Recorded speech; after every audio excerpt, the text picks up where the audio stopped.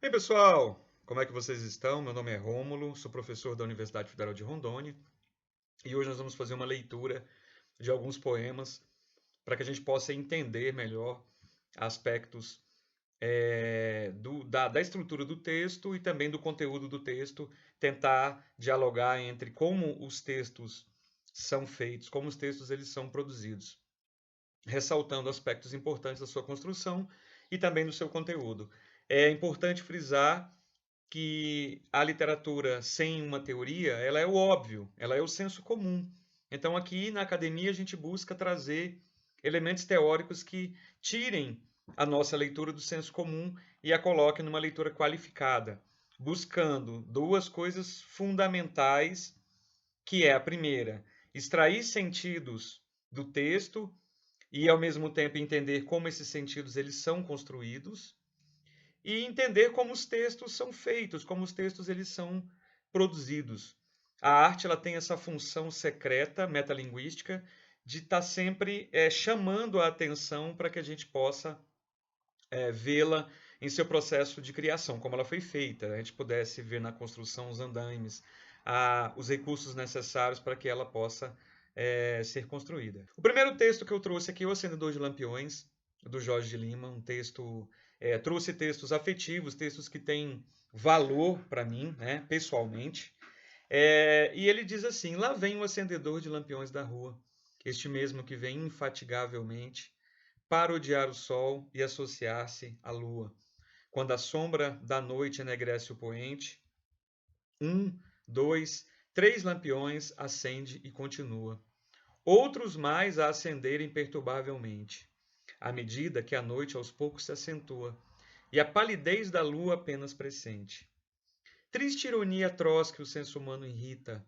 Ele, que doira a noite e ilumina a cidade, talvez não tenha luz na choupana em que habita.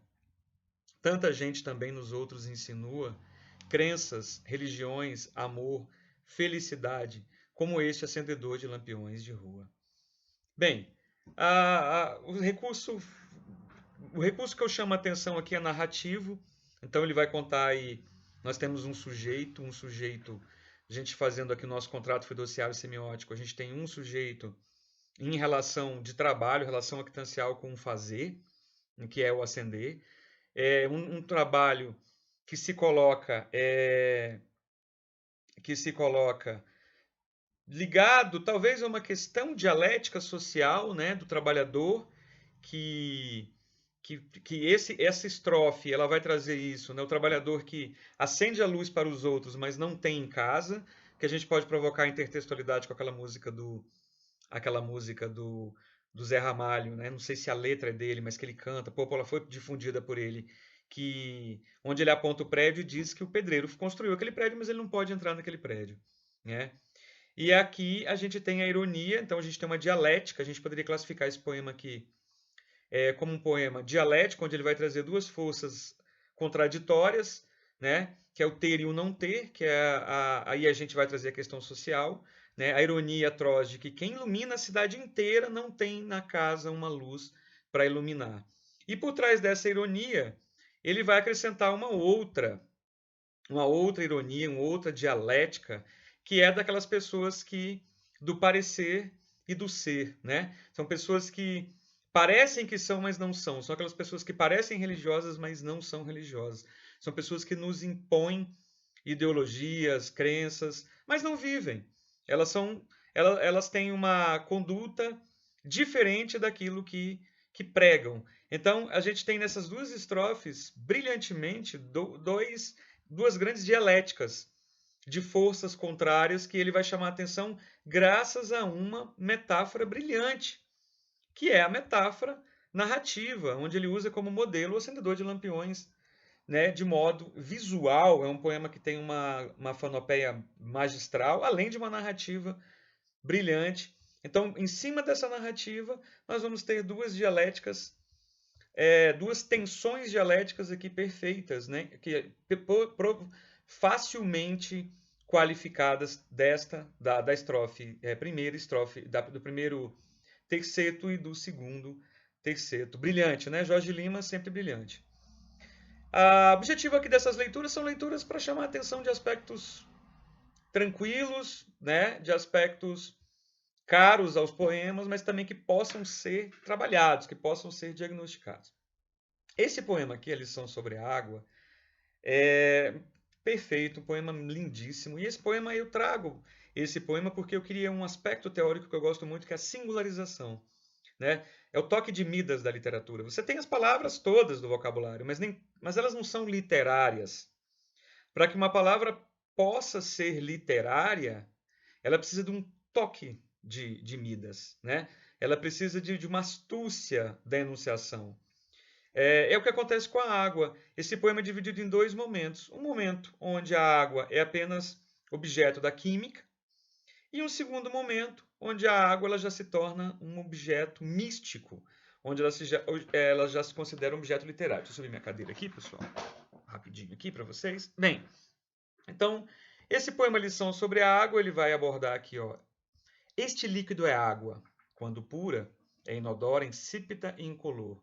Reduzida a vapor, sob tensão e alta temperatura, move os êmbolos das máquinas que, por isso, se denominam máquinas a vapor.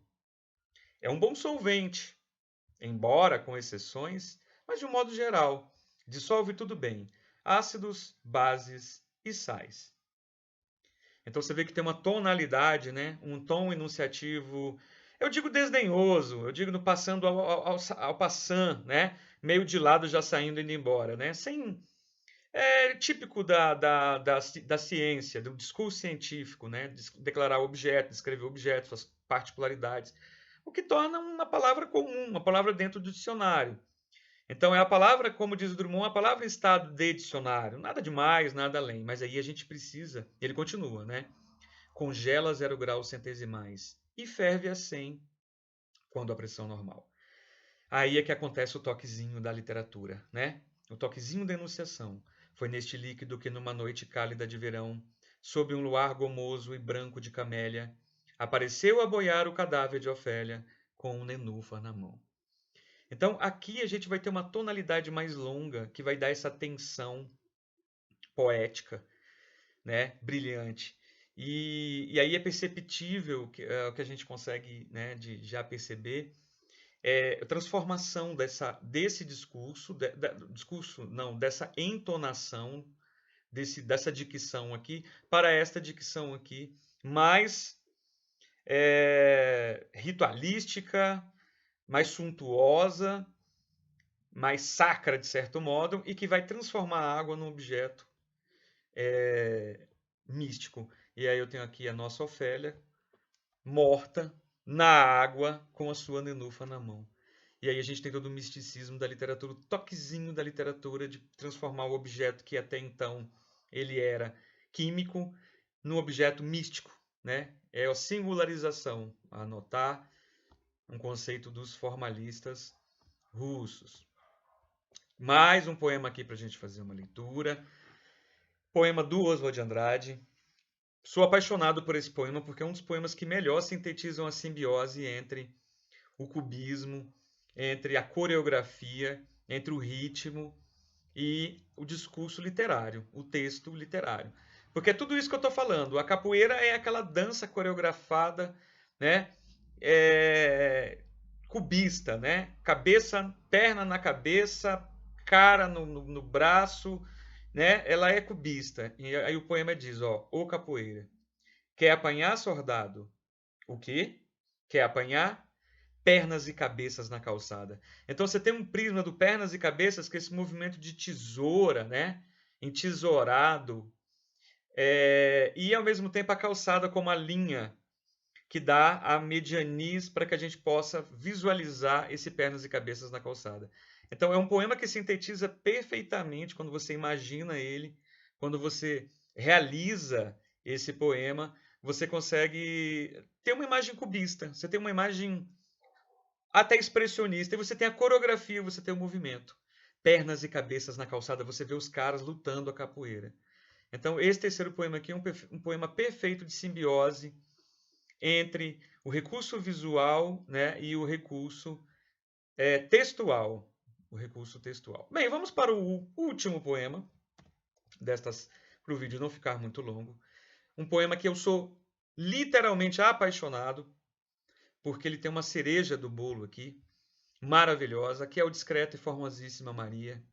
Enquanto estamos vendo a qualquer hora as tuas faces a rosada aurora, em teus olhos a boca, o sol e o dia. Esse caráter de enumeração do Gregório de Matos eu acho brilhante. Brilhante. Ele modula semanticamente, olhos, boca, sol, dia. Né? Ele modula semanticamente por uma lógica semântica modular, né? Nível 1, 2, 3 e 4. Né? Olhos, boca, o sol e o dia. Né? Perfeito. Essa modulação.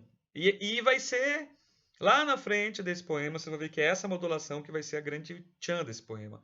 Vai ser o grande recurso expressivo. E ele continua. É um soneto, tem 2 quartetos, vai ter a parte onde ele vai problematizar e vai ter a parte onde ele vai solucionar. Ele está dizendo aqui que, descrevendo aqui para vocês, ele está falando da formosíssima Maria, uma mulher muito bonita, né? Ele diz aqui, enquanto estamos vendo a qualquer hora, eu acho que é uma temporalidade do presente, né? Enquanto estamos vendo ela hoje, né?